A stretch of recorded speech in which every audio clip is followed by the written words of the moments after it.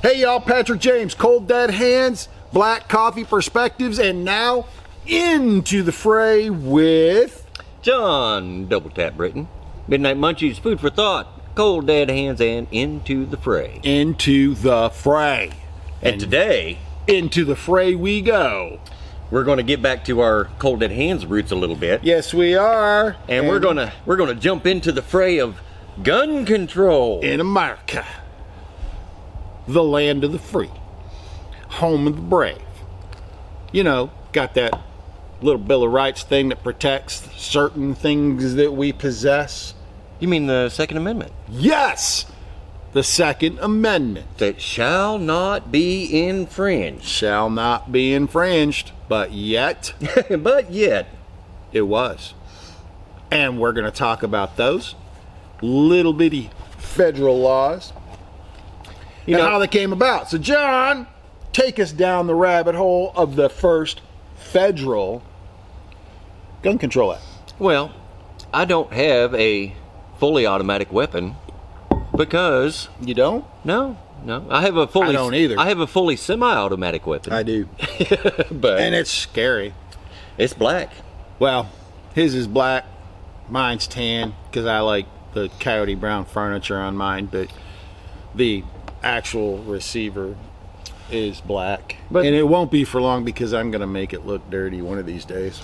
But the reason it goes pew, pew, pew instead of pew, pew, pew, pew, pew happened in 1934.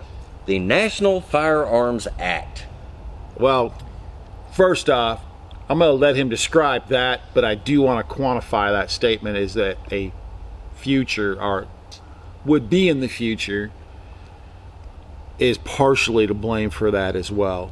We'll get into that because while this has been collaborated upon over the years until we have what we have today, which is a caste system of gun owners. Yeah, pretty much. If you're rich, you get to have what you want, pretty much. Yeah, the original NFA in 1934 sounded reasonable. It did. You know, well, of course, it happened under FDR, so how reasonable could it be? And he was rolling out that brand new deal for everybody. Oh yeah, this was the first part of his brand new deal. The New Deal. On gun control. On gun control, son. Now, all it really did was impose a tax on fully automatic weapons, short-barreled shotguns. Yep. You know, the sawed-off alley sweepers. You know, Valentine's Day Massacre. Oh yeah. Al Capone. And Machine Gun Kelly. And this is, I find, really ironic. The reason that they used for passing the National Firearms Act in 1934 was the St. Valentine's Day Massacre. Organized crime. Which, you know, it did involve a Tommy gun and shotguns. And, what, 7 people died? That's a heck of a massacre. I'm telling you. But yet, from what I understand, and I haven't done all the research, but I'm not certain the fully automatic was actually used to kill those 7 people. And the plot thickens. Narrative. Control the narrative. But the irony is, you know, they used the violence of prohibition to pass a gun control law. What was it, 2 years after? Wait a second. Prohibition ended? Didn't they pass an amendment to prohibit the sale of alcohol? Yeah. And then they repealed that amendment. Then they repealed that amendment. So they created an amendment that created a problem. The violence and organized crime. Now you have to step back just a second and think it only really affected poor people. Oh yeah. Because rich people were still drinking. Where do you think those organized crime guys were making their money? Hashtag speakeasy. They weren't making their money on poor guys. No. They were making their money on people who had money. That would have been politicians, corrupt corporations, business owners. And you know, I've often made the argument that the violence during Prohibition, they call it organized crime. but it actually bears more resemblance to a rebellion. You know, kind of like, what was it, the Whiskey Rebellion? Yeah. Way back in the day? Way back in the day. So, was this gun control for public safety, or was this putting down a rebellion? Hey, Bonnie and Clyde used machine guns and shotguns, Yeah. and they hurt people with them. And the cartels still do today. With all those gun control laws passed since, the cartels are using full autos and the gangs are banging with full autos that they're not supposed to have. Oh, yeah. I mean, and past administrations even ran guns to the cartels. Hashtag Fast and Furious. Fast and Furious. Woof. Woof. But that's another rabbit hole. You know, Brand new deal, gun control. so now basically all they did initially was make automatic firearms cost prohibitive Yes. for the lower classes, but people with financial means could still get them. I mean, Yeah, they imposed a tax stamp. a $200 tax stamp. Now in 34, That was a lot of money. that was a hefty fee to pay for a full auto firearm. And yeah, I'm sure there were a lot of people who were like, yeah, it's not really worth it. And I would agree with them. Yep. They're fun to shoot. I've shot a few. I know you've shot a few. And yeah, they're fun to shoot. Man, they'll eat through a buttload of money in a heartbeat. You think boats are expensive or horses? Yeah. Yep. So, You know, and it was just 4 years later? 4 years later. So I wonder if maybe this was in the works in 34, but they just didn't think that the people would tolerate it. So they didn't include it until 1938. And, you know, a lot of gun owners don't even realize that there was an amendment to the NFA. NFA Part 2. Part 2, 1938, of Roosevelt's brand new deal on gun control. And what did that do?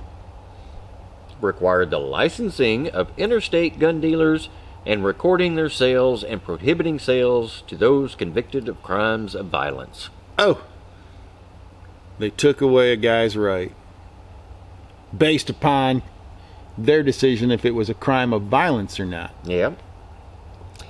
Well, no, and, you know, back then, they did kind of focus a little more than they do today. Yes, they You know, certainly did.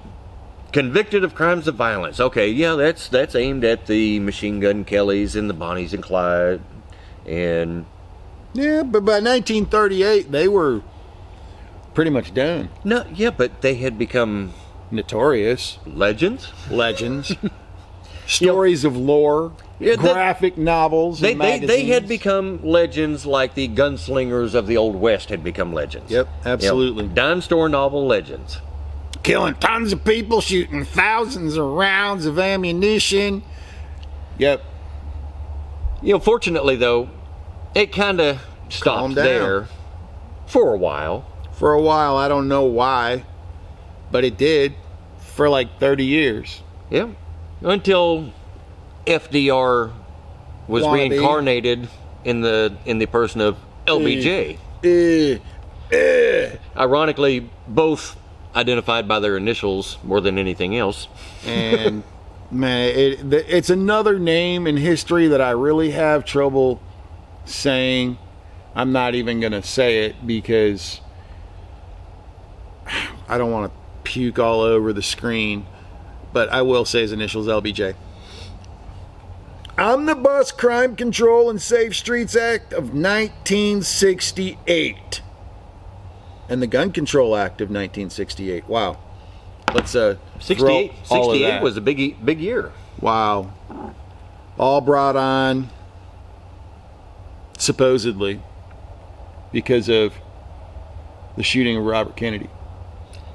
You mean it wasn't the summer of love in 68? It was the summer of love. I don't know because I was too young to enjoy the summer of love. Yeah, I was going through my terrible twos about that time. Yeah, I was cutting some teeth at that time myself. But what did that do? Prohibited convicted felons, drug users, and the mentally ill from buying guns. Raised the age to purchase of handguns to 21. You know, there's a saying that gets thrown around a lot. You know, the slippery slope, the camel's nose under the tent. Yep. Are you seeing a progression here? Yeah. So we've gone from just adding attacks to fully automatics and short barrel shotguns. Because bad guys shouldn't have guns. They're shooting up Chicago. No. First, it was just attacks. You know, just attacks to get the guns, the fully automatic guns and short barrel shotguns out of the hands of the poor people who might use them to commit crime. And then the mafia wasn't poor. Then it was Al Capone wasn't poor. To prohibit the sale of guns to convicted criminals, violent criminals. Now it's any convicted felon, and there are a lot of felonies that are not violent. Yeah. Embezzlement, you know. So, and it expanded the licensing requirements. So, more paperwork, more fees that you had to pay to keep yourself safe. To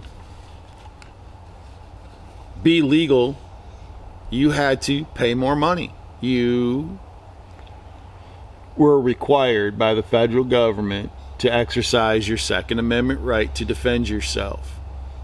Shall not be infringed. But you have to pay to exercise your right? Shall not be infringed is becoming less and less impactful by 1968. I mean, I'm sensing just a little bit of infringement here so far. Wow. And we're not even through the list yet. Oh, no, we're not even close. And shoot, we're 12 minutes into this video. That could be because we like to talk. You know, there's also something else these early gun control laws have in common. And that's a certain organization that claims to be the oldest civil rights organization in America. Supporting that Second Amendment right that shall not be infringed was losing its impact on the federal government. You know, the 1934 National Firearms Act was, if not completely, largely written by an organization that shares similar initials to the NFA.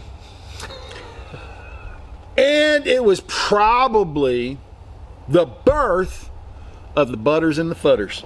Butters and footers. We hadn't talked about butters and footers in a long time, but you know what? These are the guys that say, you know what, I support the Second Amendment, but I understand why we don't need full autos. And nobody needs a 30-round magazine to hunt. Butters. And footers. And footers. Yep. That was their birth. Yep. That was their birth. Now, fast forward again. Now, I will give them credit on one thing. What's that? Going back to 68, the Gun Control Act. Mm-hmm. One of the things they tried to do in the Gun Control Act was to implement a national gun registry. And the footers and butters did manage to kill that. Well, that organization that sounds kind of like NFA, they had some impact, a little bit of impact. But for the concession that they won, the removal of the registry gained the support of the rest of these infringements. Yep. Fast forward 18 years. 18 years. There's a waiting period in here. Yep. Because we seem to have short attention spans and we forget history very quickly. Well, if you notice, these waiting periods are getting shorter. They are. Because attention spans are getting shorter and we're forgetting our history a whole lot quicker because we've had a lot of information overload. Yeah, we went from 34 and 38, which were basically two parts of the same thing, all the way to 68, 30 years. Then we got 18 years, which gets us to 1986 and the Firearm Owners Protection Act. Ooh, Protection Act. I liked the cute little name. Oh, yeah. And that's another dirty little secret of politics. If you have a bill that is going to be a hard pill to swallow, give it a sugar-coated name. Well, and I'll give him credit. It was Ronald Reagan during his terms. And it initially started out as a Protection Act. Yeah. It did. Because it was intended to limit the ATF to one inspection of dealers per year. It did that. Mm-hmm. Unless they had a reason, unless you weren't doing your paperwork right, more paperwork, more fees, higher prices, asking for permission. It also, once again, forbid the government from creating a national registry. So instead of just blocking it like they did in 68, in 86, the FOPA did actually forbid the government from even trying to do it again. Right. So there were some benefits there. But then they went ahead and added an amendment. The Hughes Amendment. The Hughes Amendment, which banned civilian ownership of full autos manufactured after May 19th, 1986. Oh. There is your key. There is the key. All right, so let's rewind a minute. 1968, they passed a lot of laws. Mm-hmm. And if you didn't register Grandpa's Tommy gun with the government, because now it had to be registered, okay? If it was full auto, had to be registered 1968. If it wasn't, it was an illegal gun. All right? It wasn't illegal for you to own it as long as you told the government you had it. And paid your tax stamp. There was a lot of World War II surplus. A lot of guys brought some crazy guns home, managed to get them through because they weren't supposed to, but they did, and somehow there was a lot of them out there. So if you were a holdout, if you were a criminal, you weren't telling the government you had it. If you got caught with it, you were going to get spanked. Yep. Prior to 1968, you had the right to have it. After 1968, you didn't, unless you paid your stamp and told them you had it. So now we fast forward to 1986, and the Hughes Amendment, everything made prior to May 19th, 1986, fair game. Pay your tax stamp. Oh, $200, no big deal in 1986. Hey, it's just chump change, right? 2020, chump change. Mm-hmm. Except the tax stamp created a caste system in 34. Yep. You know, people that had $200 in 1934 could afford to get a fully automatic gun. Yep. 1986 reduced the market, supply and demand. If it wasn't registered before 68 with the federal government, and if it was not made before 1986, May 19th. So now you have a finite... No. Now you're a criminal if you have it. And now you have a finite number of fully automatic weapons. Yep. That now just pass hands from gun owner to gun owner, and who's got the most amount of money to have one. And, I think last time I looked, you could still buy them if you want to go through the process, getting the tax stamp. But, again, pre-1986, and a fully automatic weapon run you, what, $12,000-$15,000? Oh, you can get some cheaper ones that were made prior to 1986, like a Mac 10. Mm-hmm. For what? $6,000, $7,000, $8,000. Yep. You can have one if you got enough money. So, if you wanted a Tommy gun, a Thompson from World War II, because you're an avid collector and hey, you have a right to have a full auto, so you're going to get one. You're going to dig deep. Oh, you're going to dig very deep in your pockets to have that gun. So the $200 tax stamp hasn't changed. It's $200. Big deal. Now it's just a limited supply that is worth a mint. Yeah. $18,000, $25,000 to own some, if not more. Or you could be a Class 7 dealer But, you know, hey, not all of us can afford big dollars and have a gun that, you know, we're not supposed to have, because you got to be a legit dealer, reason, government official, You know, law enforcement. there's a lot of people who love Reagan or hate Reagan, Yeah. but that wasn't his only gun control problem. No. So, Reagan. Yeah, he had some great policies in regard to our economy. and even with the 1986 FOPA, he was headed in the right direction. He was protecting, and it was. FOPA actually did protect a lot of rights. Until it got hijacked by Hughes. Slide in that amendment. But then Reagan got shot. And So did Brady. so did Brady. And fast forward 7 years, in the Brady Handgun Violence Protection Act in 1983. 93. That's what I said. You said 83. 93.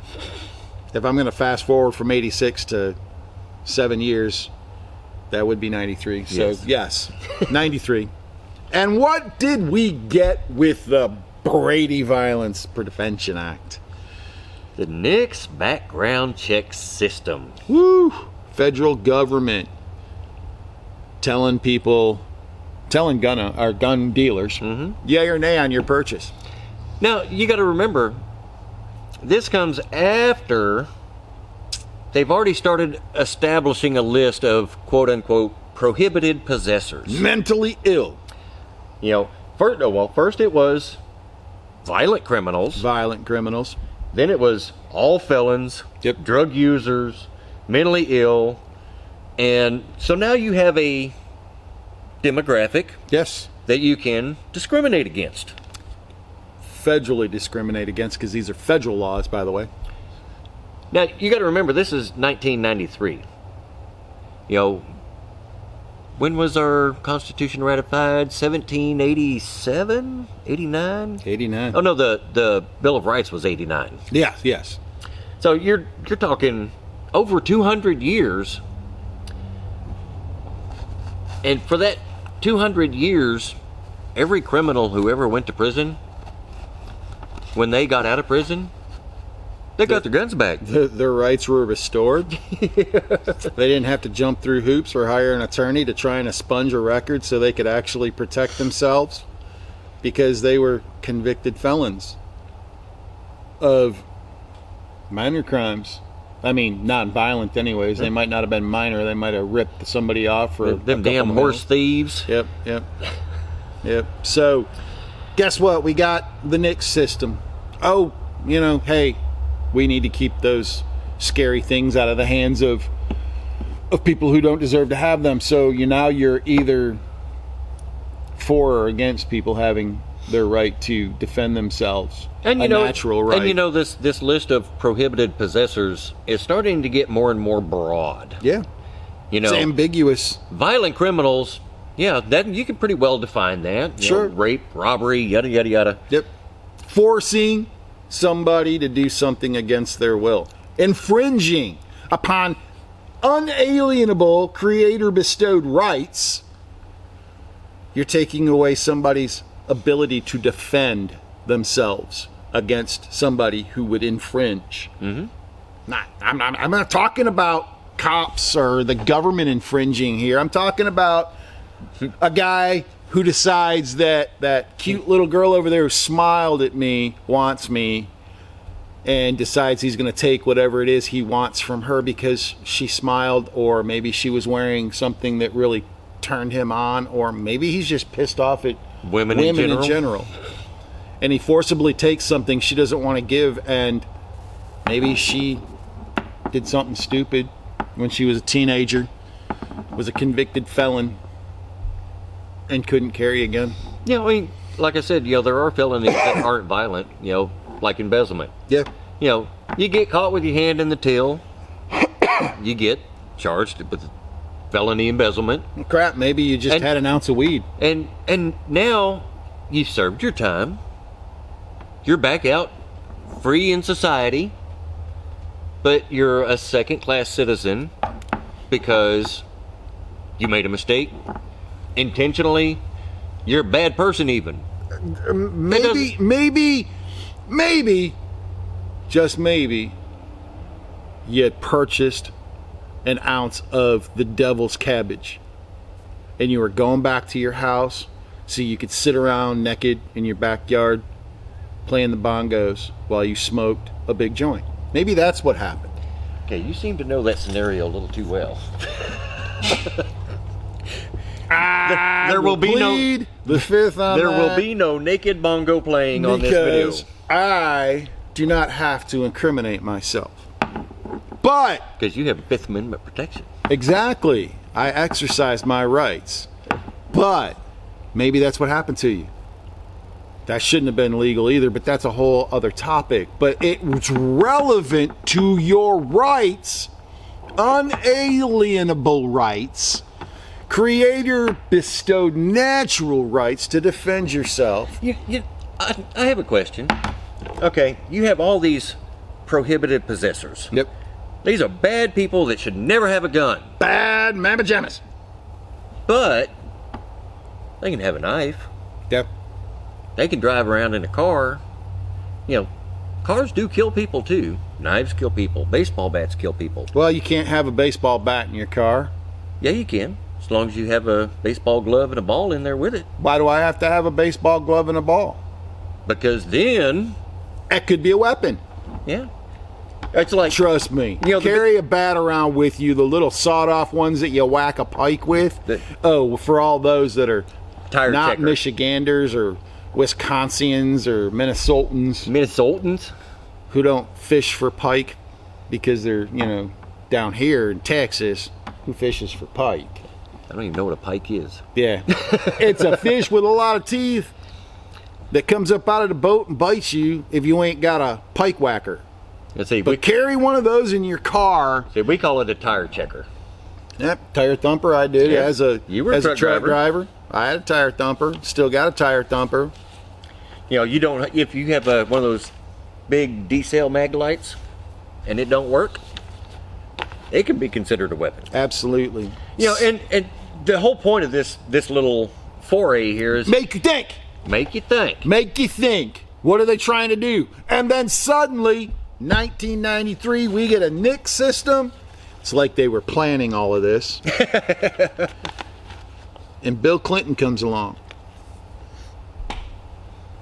And we get the Violent Crime Control and Law Enforcement Act of 1994. Wow, how they phrase these laws to make it sound like they're protecting the citizens of the United States from criminals. Spoonful of sugar helps the medicine go down. Wait a second. They're protecting us from criminals. No, they're protecting themselves from us. Well, that could be. That could be because in 94, we get this Violent Crime Control and Law Enforcement Act that is essentially a 10-year federal ban on the manufacture of new semi-auto assault weapons. There we go. Assault weapons are born. Yeah, because they didn't exist. Well, they existed before 94. The phrase was actually coined first in California. Yep. And this 10-year ban, which studies since then have shown did absolutely nothing. You said California. California? I wonder if Feinstein's the one who introduced assault weapon to Bill Clinton. Because Bill Clinton, he's a Southern boy. Yeah, he's an Arkansas boy. I bet he shot a gun or two. I'll bet he has. But I'll bet you Dianne Feinstein, because she's been around for 60 some odd years now in politicking. So I'll bet you if it was born in California, it was introduced by Dianne Feinstein. You mean Dianne Feinstein goes all the way back to the LBJ administration? Wow. She was there for the Omnibus Crime Control and Safe Streets Act of 1968 and the Gun Control Act of 1968. I'll bet she was first in line to vote it in, too. Oh, yeah. I'm sure it was. Longevity in politics. She cut her teeth in 68 on the Gun Control Act. Yep. And then, I'm sure, she helped lead the charge on everything since. Yeah, absolutely. And I don't even have to put on the tinfoil Stetson to come up with that one. Well, you probably should, but there's a lot of people who would probably say you need to. But I'm going to tell you, it was a 10-year ban, so that would take us up to 2004. Yeah. That math is escaping me today. Math is hard. And it ended. You know, there was 19 specific weapons that it mentioned. Also, large capacity magazines, so they limited it to 10 rounds. And they also focused a lot on appearance. You know, pistol grips, bayonet lugs, shrouds, barrel shrouds. You know. So what happened? Well, I remember a rash of thumbhole stocks. That got around the pistol grip. Bayonet lugs, manufacturers stopped that, and they got around it, and they sold. Oh, and now they have actual bayonets that mount to the rail. Now that would be an organization reminiscent of the NFA, and that's what they're going to tell you, that it was them who wound the politicians into naming these things so manufacturers could get around those loopholes. That's what they tell you. And maybe they did, maybe they didn't, but maybe they should have just sat right there in the middle of their meetings, of their meetings with these politicians and said, absolutely not. I don't know what you guys are thinking, but you're infringing upon a protection that our founders iterated in a Bill of Rights that protected unalienable, creator bestowed rights. Natural rights, yep. Natural rights to defend ourselves against the threat of anybody infringing upon those rights. Whether it's a guy in a dark alley or a guy in a suit in D.C. But you didn't need an assault weapon with more than 10 rounds to stop a rapist. Well, that's not all that the Second Amendment were to protect. Nope. Because there are tyrants out there. And, you know, we did a video here a while back about the Declaration of Independence. Yeah. And there's a phrase in there about governments being created among men to provide security. And when governments become destructive to those ends, it's the right of the people to throw them off and create new guards as they think will best suit their needs. So maybe this was more about that than it was about hunting, because you could still hunt with less than 10 rounds. Oh, yeah. You could still kill a guy who's trying to mug you with less than 10 rounds, or stop somebody from raping you with less than 10 rounds. But you know what none of these gun control acts did? None of them limited the weapons that government could have. No, it didn't. In fact, if you're a law enforcement official and you work, I think you got to work like 20 hours a month. You can have full auto in your car. You can take it home. You can have that, because there's scary bad guys that have them, and they infringe on the rights of others, innocent, sometimes non-gun owners. I can't imagine not wanting to be a gun owner. But there are a lot of them out there. So, you know, our trusted law enforcement has full autos to combat those other people out there who have full autos. Wait a second. If it was manufactured after 1986, it's illegal to own. If it wasn't registered before 1968, it's illegal to own. Where are these bad guys getting full autos? Oh, they still make them around the world. They do. And criminals don't care about your laws, federal government. They never have, never will. Or your borders. They don't care about those things. Criminals are criminals for a reason. They don't abide by the unalienable, creator-bestowed natural rights. And to be quite honest, criminals, by definition, do not obey the law.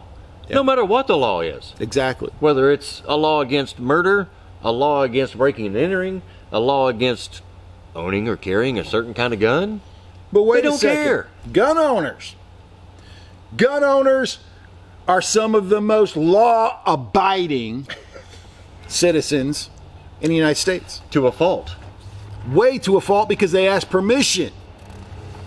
They wait for a government, state or otherwise, to issue them A permit? a permit to exercise their natural right to self-defense. But Wait a second. you can defend yourself with something other than a gun. Sure. I mean, we have this tactical defense pen from Is that BTAC. BTAC? From BTAC. Is that a shameless plug? That's a shameless plug. It But is. it's also something that could seriously hurt somebody, that you could protect yourself with it. But, It's FAA approved too. yeah, you can It's a carry. pen. Yep. You know, and that's the irony, is all the focus is on firearms. Yep. So why is all the focus on firearms if the intent is quote unquote public safety? Because they're taking away the need for the public to be responsible, self-reliant people. I mean, that's the way it looks to me. I don't know what it looks like to you.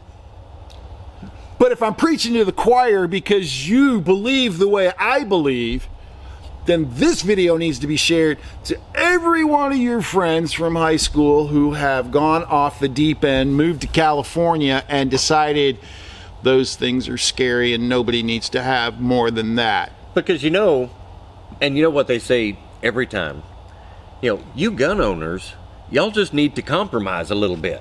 Compromise. Compromise a little bit. Compromise.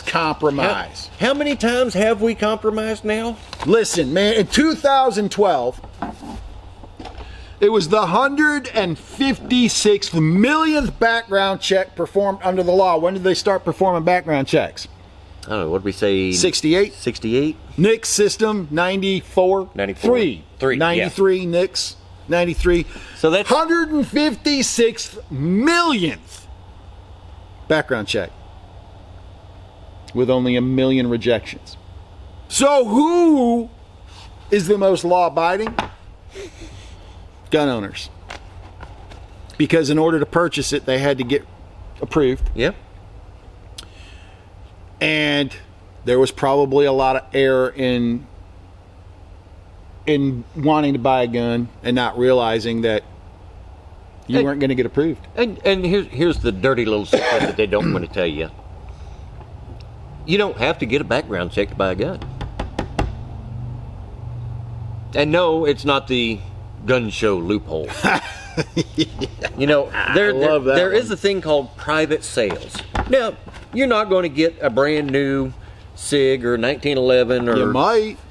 Well, you could still find it. There's guys out there all the time. I'm going to tell you right now, there's guys out there all the time that listen to all kinds of stuff about, the 1911 is the best thing in the world, or this Glock is the best thing in the world. They go out, they buy it, they've never fired it. They go out, they put a round or two through it, virtually brand new. Mm-hmm. And then they say, hey, you want to buy this? It's only got a mag through it, but I hate this thing. It sucks. It jammed. It fires too quick. It's too scary. It's too whatever. Now, some of you live in states that have passed laws that require background checks even for private sales. Shoot, some of you live in states that say if you want body armor, you got to go to a guy who's got the little FFL so you could buy that. I have no idea why you would live in a state that requires that, but that's just ridiculous. But that is where you live. And they've got a lot of gun laws on the books too. Yeah, but what I was getting at with the states that passed the laws requiring background checks on private sales. Mm-hmm. How do you enforce that? You know, if I was to pull out a 1911 right now, lay it on the table, and you were to pull out $700-800, lay it on the table, and we part ways, I take the money, you take the gun. At what point does the government have any knowledge of that transaction in order to enforce their background check? They don't. And in Texas, thank God, that's still legal. Because you know what it would take to enforce that? It would take a gun registry. It would take a GPS tracking unit on a gun so you could track it. But getting short of the high tech, Yeah. you'd have to have a gun registry. You'd have to know who owns what everywhere in the country. Yep. Now, that's going to take some doing. Well, yeah, it will take some doing. But furthermore, they've got to know when that gun changes hands. It's not going to take some doing, though, if you start to eliminate how many guns are actually in circulation. And that is the war of attrition. Oh, NFA 1934. Gun Control Act of 1968. If you didn't register Granddaddy's old full auto before 68, illegal gun. If it's manufactured after 1986, you can't own it. Illegal gun. Only this many full autos circulate now. Now, unless you're a criminal. And that's just it. This is what people don't see when they don't look at the big picture. That's exactly right. So now, fully automatic was a thing. It was a great thing. Tommy guns were awesome. Shoot, buying guns from J.C. Penney and Sears catalogs and having them delivered to your house. Mail ordered, COD. Holy moly. Where have we come in such a short period of time? What have we forgot about? What has gun owners compromised on? How much more compromising are you going to do? How much has our population grown since 1934? Oh, Lord. Now you've hit me with something I can't even... Well, I mean everybody knows it's grown, okay? Significantly. So they started making fully automatic weapons, I forget. When was Tommy gun first come out? They had the Gatling gun. Yeah, well, it doesn't really matter, because once they started making fully automatic weapons, then you get to 1986. And that's all the fully automatic weapons that American citizens can have. Right, and it's going to be post, 1903? Yeah. So anything prior to that, it doesn't really matter. There's no controls over those. So in the war of attrition, it's not only the attrition of fully automatic weapons. So you have a finite number that only so many people can own. Even as our population grows, the number of people, or the percentage of people who can have automatic weapons, shrinks because there's only so many weapons, so many people. Not only that, but the whole gun control narrative, guns are bad, guns are evil, guns kill people, reduces the number of people who want to own a gun in the first place. So, listen, we're winding down on our gun control. But where did I get this information? And I did read these acts that was printed straight out from the Washington Post. Another one of those great journalistic. Okay, now you just dig it. Yeah, I know. WAPO. Okay, so WAPO. And it's there, so you can look it up. History of Gun Control Legislation. I couldn't find the author of that, so don't ask me who it was, because I couldn't see it listed anywhere. But that's where I got all this information from. They did mention that during the Bush administration, there were a couple of things that were passed that protected gun owners. I forget what those were, because they're so slim, and it's the only two that were listed. And it was listed under a Republican administration. Correct me if I'm wrong. All of these gun control acts came under Democrat administrations, if I'm not mistaken. Except for Reagan. But he did have a Democrat-controlled Congress. But FOPA was intended to protect your gun rights. And see, It was the Hughes Amendment that was added with By a a Democrat. Democratic-controlled Senate that infringed. So you can blame Reagan all you want to, but the reality is it really wasn't Reagan's fault. now the Brady bill, he kind of, Slid in there. yeah, Slid in there. I get it. and he did kind of endorse it, but that was later in life, not long before he was diagnosed with Alzheimer's, actually. You know, but I digress. it was still passed under a Democratic watch. Yep, that was under Clinton. Under Mr. Clinton. Mr. Slick Willie, Mr. Molest. But Nah, that's a topic for another day. Of course, there was 8 years of that, and then what was born out of that, I don't even know how to describe her. But literally for the last 86 years, under Democratic administrations, they've infringed on gun rights. That was their thing. That was their thing. Okay? Now, again, this was from WAPO. And this is what I want to tell all of your friends who like these gun control laws that you need to share with, because I know you got one in the family. I do. I know you got one from high school, because I got a ton that aren't really friends, that never were friends. I'll say it for all of them that might see this video, which they probably won't, but you know what? Maybe I've got some really good, staunch gun rights advocates from high school as well. But this is what was stated. President Obama vows to impose new limits on guns and ammunition in the wake of the Newtown, Connecticut shooting. Yes, he vowed. and this was in 2012.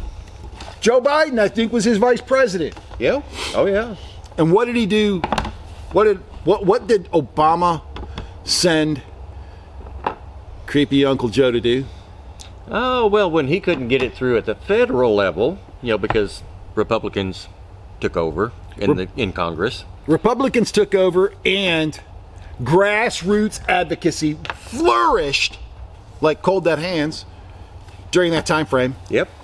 Unrestrained organic reach. Remember, 152 million reached in 1 week by cold dead hands during the election in 2016. But creepy Uncle Joe, Mr. Buy a shotgun, and then tells his wife to go out and illegally discharge it on the balcony. And tells cops they need to shoot people in the leg. He sent Uncle Joe out to the states to encourage states to pass gun control at the state level. So, there's a lot of people who say, well, President Trump has passed more gun control than Obama did. That's because A, Obama couldn't. B, Obama sent Joe out to do it at the state level instead of the federal level. Yep. And C, what? Well, we were told he wasn't coming for our guns. Oh, he was planning on it, I assure you. But But it was Bad Orange Man who banned my bump stocks and said, take the guns first, due process later, red flags. And that non-profit organization that sounds reminiscent of NFA. You mean the one who, in one of their brief moments of lucidity, gave us the name of Cold Dead Hands? Yeah. Back when they actually amounted to something, and one of their presidents actually uttered a phrase that was actually ripped off from somebody else, but okay, it's cool because it was a great phrase, and it actually wasn't hands, it was fingers, and it was 1973, and it was Montana, because we were contacted by his son. Yeah. In fact, I think I've got a couple of his original bumper stickers floating around somewhere, so maybe we could do that as a giveaway if I can find them. And that organizational president said that phrase aimed at a Democrat. He wasn't holding a scary black gun, though. He was holding a muzzle loader. Well, that was a Kentucky long rifle? Yeah. It was an old gun. It was a cool gun. In fact, we even talked to the guy who owns it. But the reality is, every Democrat administration, except for Jimmy Carter, Who didn't do much of anything except lower speed limits well, and blackmail states. that he actually hijacked monies in 4 states like Texas to. But he didn't do anything on gun control. No, he wasn't a gun control guy. He was a Southerner, so oof, that would have hurt. Of course, LBJ was too, but hey, you know what he said.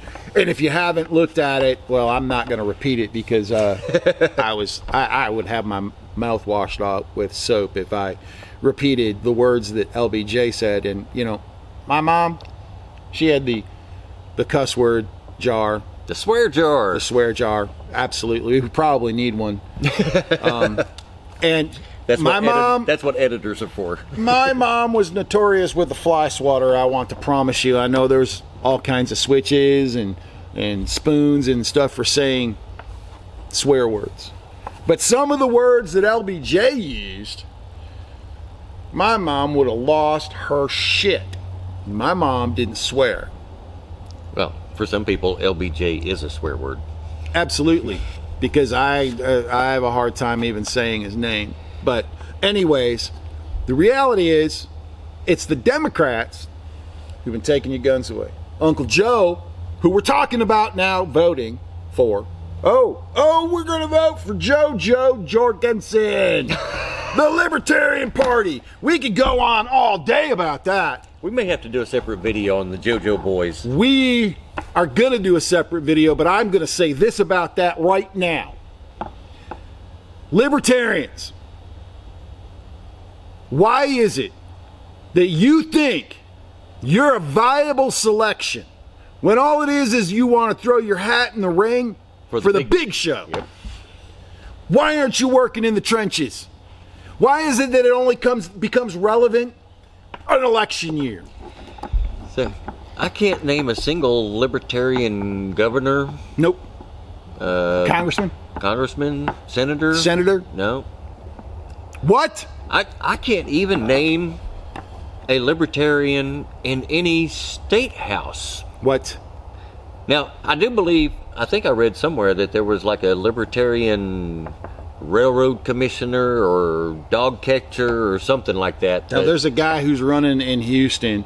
I forget his name, and he's lucky I forgot his name because he's that much irrelevant, but he runs his mouth all over gun rights pages because I am going to support Trump. Yeah, I'll say it. I'm going to support Trump this year because I'm not voting for Joe Jorgensen. I'm not going to vote for a guy who ran on a ticket to give away a free pony. Yeah, I get it. It was a joke. But that's all he's got. And he's going to run as a VP? That's what you guys sent to the big show and expected us to take them seriously because Trump listened to a nonprofit organization who makes their money when the gun control boat is rocking, when memberships go up, when Democrats are in office at the highest levels. Gun control goes into full gear. They're coming for the guns. They want to. They've proven that they're doing it. And you guys want to sit back and say, but, I just want to go hunting. I just want to go hunting. That's it. And you don't need 30 rounds to go hunting. I get it. But you're going to need 30 rounds and more if the tyrants keep coming. And eventually it's going to hit on something you care about. And it's going to be too late because those federal laws are really hard to repeal. I am all for repealing the NFA. Yep. I am all for repealing the Gun Control Act of 68. Amen. The Hughes Amendment in 86. I'm all for it. Preach it. That's what needs to be done, but guess what doesn't get done? Repealing those bad laws don't get done. So you're going to let them push more? Is that what you're going to do? Oh, well, they put a 10-year limit on the assault weapon. The assault weapons ban. 10-year limit. That was great. They introduced a 10-year limit. Why did they let it happen to begin with? Why? Just another infringement. When's it going to become real for you folks? When are you going to get it? When are the libertarians going to say, we're going to actually do some work this time, and in 4 years, we're going to have some people in place. We're going to have some real politicians working the system, and we're going to really bring you solid candidates for the big show. When are you going to do that? Because until you do, you aren't viable. You're a distraction. Because if Biden and Harris get elected this year, you can count there's going to be some kind of gun control act that will be enforced starting sometime in 2021. But by the time those 4 years are over, you're going to have another federal gun control act on the books. But wait, Republicans control the Senate. Or do they? Because let me paint a picture for you. If Harris Biden win, now I realize everybody focuses on the top of the ticket. You know, it's almost like we elect a king every 4 years because you don't hear, well, you see a lot of political ads that nobody pays any attention to, but there's not really a whole lot of debate about the senators running. Now, you get more of that in the off-presidential years, in the midterms, but in election years for the president, pretty much people who are running for House or Senate ride on the coattails of the president that wins. So if Harris Biden win, odds are there's some Senate seats going in there with him. And if not, the rhinos are going to knuckle under because they don't have any balls. I'm sorry. They just don't. They're not going to stand on they're not going to stand up for the people. They're going to knuckle under. They do. John McCain, whoop. I said it. Rhino. Republican in name only. And But- there's a few of them. You mean like Mitt Rhino? Yeah, like Mitt Rhino. So, you know what? Pay attention to what's going on with ACB and their confirmation and what's going to happen with that, because that's going to play a really big telltale sign on what a Democratic administration is going to bring your way if it happens. We already know what they're capable of. We saw that with Kavanaugh. We certainly do. So listen, man, you saw a lot of passion out of us today. Well, him mostly. Yeah, because I'm definitely more passionate than he is, but he's just as staunch a believer. I just let it flow out a little different like a Baptist minister sometimes. But it's that important. It is that important. If you didn't watch this entire video, well, maybe you can share it. Maybe you can share it to those that need to see it. Because you know what? Cold Dead Hands is an echo chamber for the most part, because that's what certain social media pages want to happen. And that's all they'll allow to happen. Yeah, they tell us all the time, swing the banhammer, because we don't want debate, which is what we've always been. Come along, gun control peoples. We'll talk to you about it. As long as you can manage a At least semi-civil, respectful debate online, which is very tough to do, and you're not slamming women or talking about race or whatever while you throw in the towel and start slinging the insults, then you have just as much right to be on our page as we do, because that's what we encourage. We want you to see it. We didn't want an echo chamber, but, you know, we're not going to tolerate the insults either. So, listen, I know it was long. We appreciate those that followed us all the way to the end because it's super important. And I know we get long-winded. But there's only one way that you get peace. prepare for war. Knowledge is power. Do the research yourself. See it in the black and white that we had in front of us. Go to WAPO. Read it for yourself. Countless other places you can read it.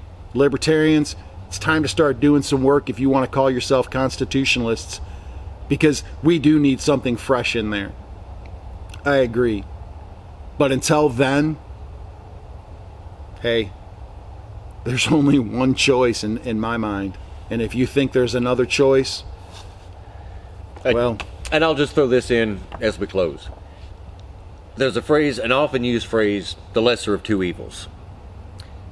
But the founders themselves viewed government as a necessary evil. Yep. So any choice you have for a government official at any level, local, state, federal, is going to be the lesser of two evils Absolutely. for you. Yep.